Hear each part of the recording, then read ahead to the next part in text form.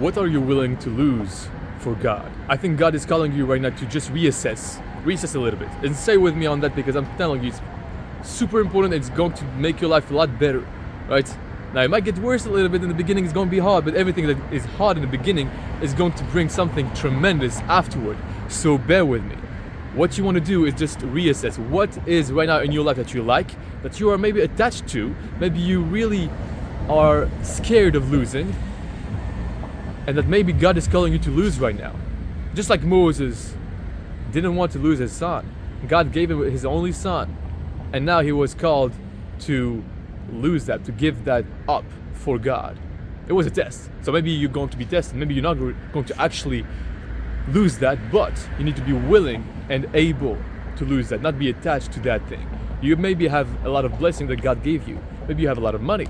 Maybe you have a lot of things, a great life. Maybe you're attached to some things. Or maybe it's the way that you think. Maybe it's the mindset. Maybe it's habits, beliefs that don't serve you, thoughts, judgments.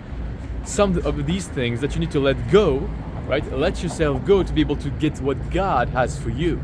I think this, reassess right now in your life, because I feel like God is, I didn't have, the idea of, telling you about this just came up right now, and I just started recording the video like that.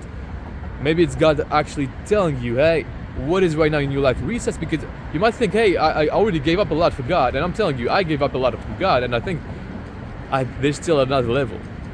There's still another level of, be willing to let yourself die. And whoever is willing to let himself die, whoever will lose his life for Christ, will find it, right? Whoever will try to save his life will lose it. So, what are you willing to lose for God right now? Make a quick list. And maybe you need to give that up for God.